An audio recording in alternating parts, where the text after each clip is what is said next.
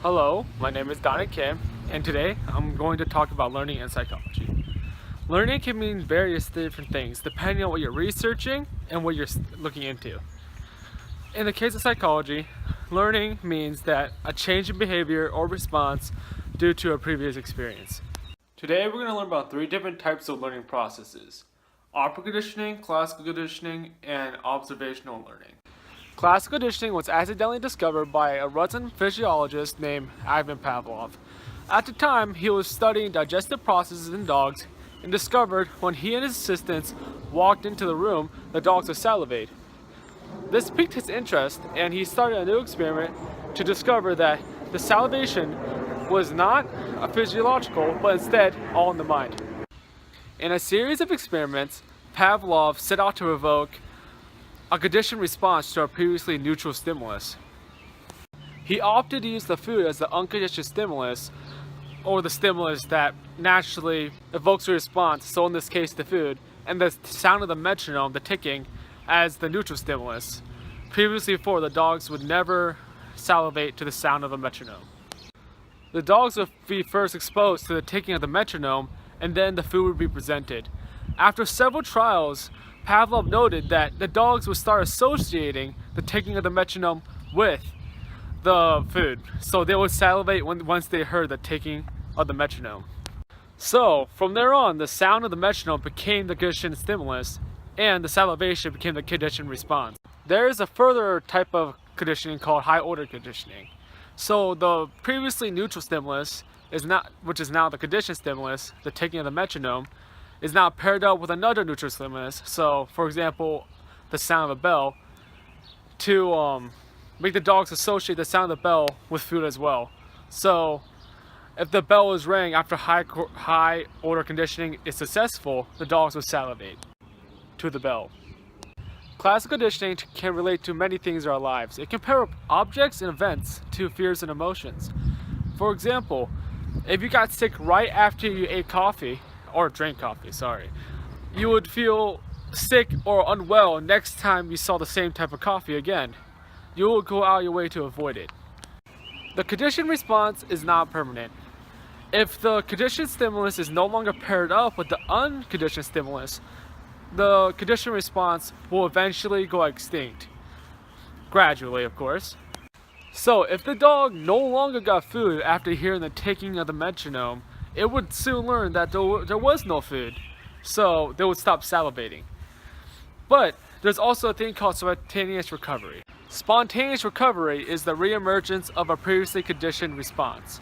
So, in this case, the dogs, after months or years of it not being conditioned with the neutral stimulus, the food, and the ticking of the metronome, after trying to condition it once more again, after the first trial, it will be relearned very quickly at a very fast rate. There is also a thing called stimulus generalization and stimulus discrimination. So in the case of the dogs responding to the bell, if there was stimulus generalizing, they would salivate to different types of bells, similar sounds. But if there was stimulus discriminating, a slightly different bell, they will just see that it's not the same bell and would not salivate. Classical conditioning is very important for linking up involuntary reflexive actions to emotions and responses. The second learning process we're going to talk about today is operant conditioning. Operant conditioning was created by B.F. Skinner, a behaviorist. It was derived from his belief that organisms operate based on their environment. There are four major parts of operant conditioning: positive reinforcement, negative reinforcement, positive punishment, and negative punishment. In this case, positive and negative don't really mean the exact same way you think it means. Positive means giving something, and negative means taking something back. So in the case of positive reinforcement, something pleasant is given. And for negative reinforcement, something negative, something very unpleasant would be taken away. And for positive punishment, something unpleasant would be given, and for negative punishment, something pleasant would be taken away. Reinforcement in particular is a process where a behavior is increased, and punishment is a process of which a behavior is decreased. Reinforcements actually are better than punishments, because if a person is punished very oftenly, but they're in a situation where they can't be punished, their behavior will or can change. Skinner supported operant conditioning using his Skinner box, his invention. The box would contain rats and would give electrical shocks to the rats unless they pushed the lever. Or it would give out treats. So in this case, treats would be the positive reinforcement and the electric shocks being taken away would be the negative reinforcement. Pattern on how the reinforcements or punishments are given can affect how the behavior is learned or how long they're kept. So there are 4 different types of reinforcement schedules: variable ratio, fixed ratio, variable interval, and fixed interval. So variable ratio is after an unpredictable amount of times the reinforcement might be given, so the food or a treat.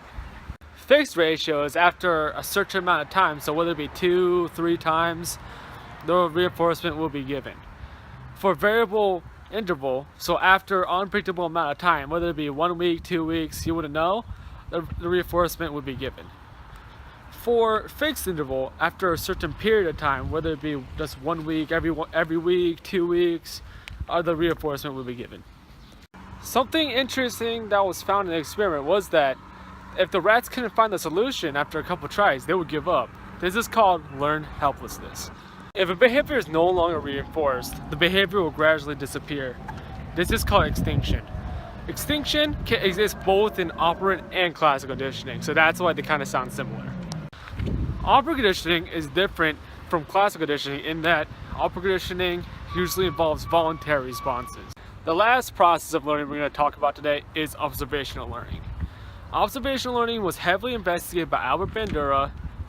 He didn't see it as a separate entity from classical and operant conditioning. He saw it as a part of both.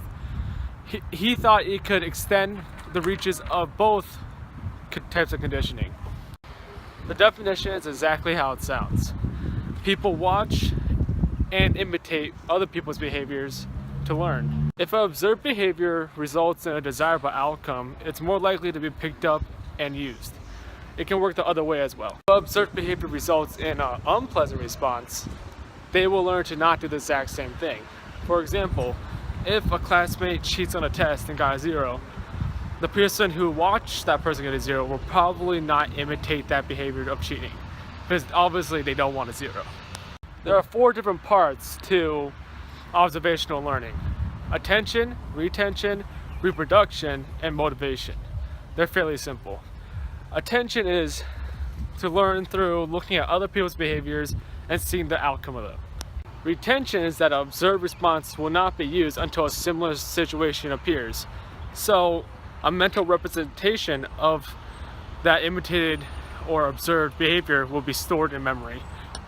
Reproduction is actually converting the observed response to an actual response said by you and created by you. Motivation is that you're unlikely to repeat observed response unless you know the response will pay off.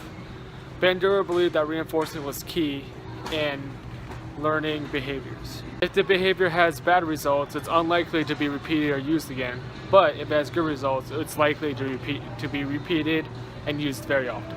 Interestingly, Bandura tried to prove that behaviors were all learned. None of them were genetic. So he created a Bobo doll experiment where children go to a room by themselves, watch a TV with a man punching a Bobo doll. After they finished watching, they punched and beat up the Bobo doll. This shows that kids can learn, or just people can learn, violent tendencies from any aspect of society. Classical conditioning, operant conditioning, and observational learning largely dictate how we learn and drop behaviors. Thank you for watching my cringe crash course video. If I don't edit this well and it becomes really loud, I'm sorry.